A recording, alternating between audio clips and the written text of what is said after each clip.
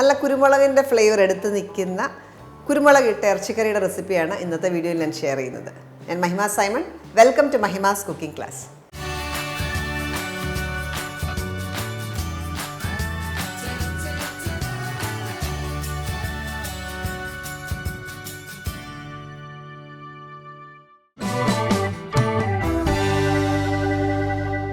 കുരുമുളക് ഇട്ട ഇറച്ചിക്കറി ഉണ്ടാക്കാനായിട്ട് നമുക്ക് ആദ്യം ഒരു പാൻ ഹീറ്റ് ചെയ്യാം.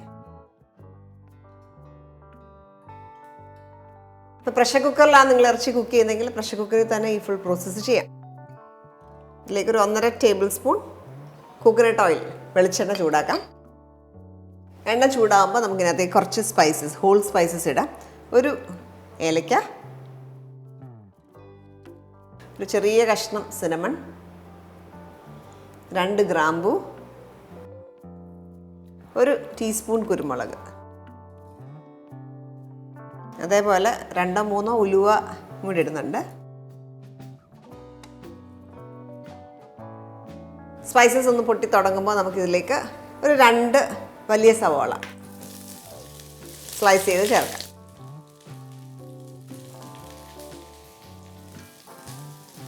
ഇതൊരു ലൈറ്റ് ബ്രൗൺ കളറാകുന്ന വരെ വഴറ്റുക. സവോള വഴന്ന് വരുന്ന സമയം കൊണ്ട് നമുക്ക് കുറച്ച് ഇൻഗ്രീഡിയൻസ് ചതച്ചെടുക്കാം. 3 പച്ചമുളക് ഒടിച്ചിട്ടിടാം.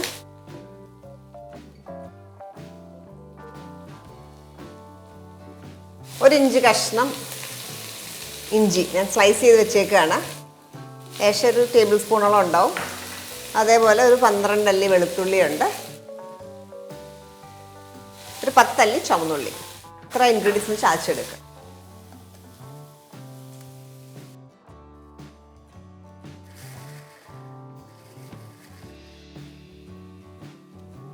അരയേണ്ട ആവശ്യമില്ല. ഇതേപോലെ ഒന്ന് ചതഞ്ഞ് കിട്ടിയാൽ മതി. മാറ്റി വെക്കാം.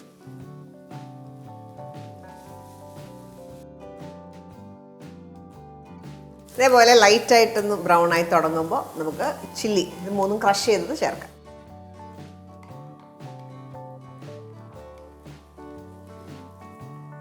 വെളുത്തുള്ളി ഇഞ്ചിയുടെയൊക്കെ പച്ചമണം മാറണം, അതുവരെ നല്ലതായിട്ടൊന്ന് വഴറ്റിയെടുക്കാം.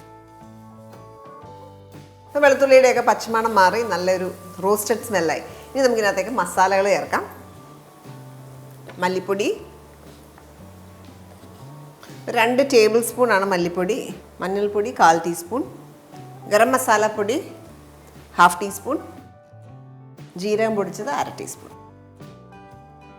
ചെറിയ ജീരകമാണ്, നല്ല ജീരകം. ഇത്ര ഇൻഗ്രീഡിയൻസ് ചേർത്ത് നന്നായിട്ടൊന്ന് വഴറ്റുക. ഒന്ന് മൂത്ത് കഴിയുമ്പോൾ ഇതിലേക്ക് 1 കിലോ ഇറച്ചി ഇടാം.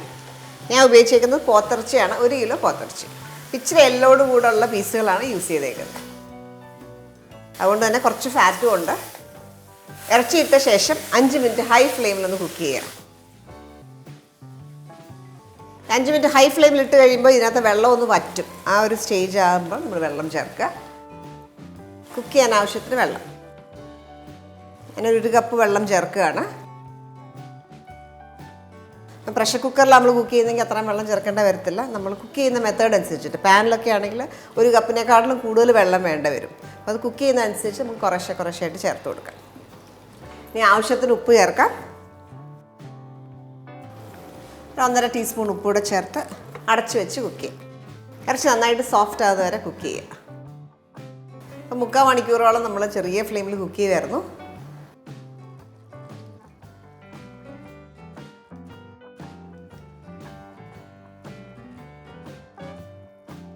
ഇതേപോലെ ഫുൾ വെന്തിട്ടില്ല, എന്നാലും അത്യാവശ്യം വെന്തിട്ടുണ്ട്.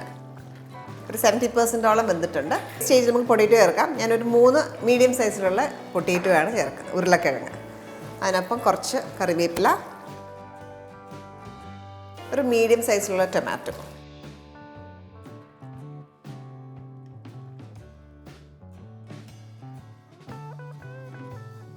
ഇപ്പോൾ ടേസ്റ്റ് ചെയ്ത് നോക്കിയിട്ട് ആവശ്യത്തിന് ഉപ്പൂടെ ചേർത്തിട്ട് വേണം അടച്ചു വെച്ച് കുക്ക് ചെയ്യാനായിട്ട്. ഞാനൊരു 1/2 ടീസ്പൂൺ ഉപ്പും കൂടെ ചേർക്കുകയാണ്.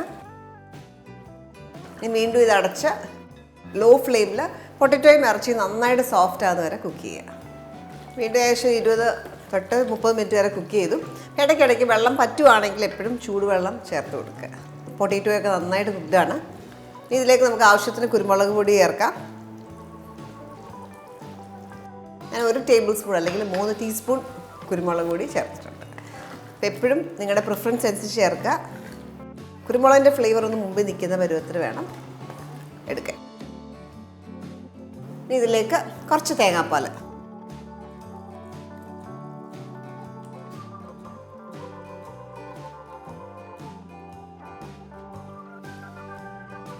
എത്ര ഗ്രേവി വേണോ അത് കണക്കാക്കിയിട്ട് തിക്കായിട്ടുള്ള തേങ്ങാപ്പാൽ ചേർക്കാം. ഞാൻ 1 കപ്പ് 1/4 പാൽ ചേർത്തു. നല്ല തിക്കായിട്ടുള്ള തേങ്ങാപ്പാൽ. തേങ്ങാപ്പാൽ ചേർത്ത ശേഷം ഓഫ് ചെയ്യാം. അപ്പോൾ തേങ്ങാപ്പാൽ ചേർക്കാതെ തന്നെ ഈ കറി നല്ല ടേസ്റ്റിയാണ്. ആ രീതിയിലും എടുക്കാം. ഇത് നമുക്ക് സെർവിങ് ബോളിലേക്ക് മാറ്റാം.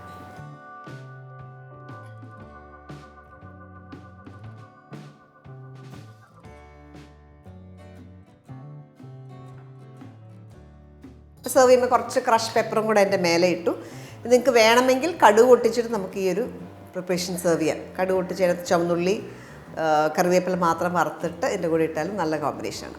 നമുക്ക് സെർവ് ചെയ്യാൻ ഇതിൻ്റെ കൂടെയുള്ള കോമ്പിനേഷൻ എന്ന് പറഞ്ഞാൽ നെയ്ച്ചോറ് നല്ലതാണ്. നെയ്ച്ചോറോട് നന്നായിട്ട് പോകും. ഇടിയപ്പം അല്ലെങ്കിൽ ചപ്പാത്തി പൊറോട്ടയോടൊക്കെ നല്ലൊരു കോമ്പിനേഷൻ ആയിരിക്കും. അപ്പോൾ ട്രൈ ചെയ്ത് നോക്കിയിട്ട് നിങ്ങളുടെ ഫീഡ്ബാക്ക് അറിയിക്കുക. Thank you for watching Mahima's cooking class.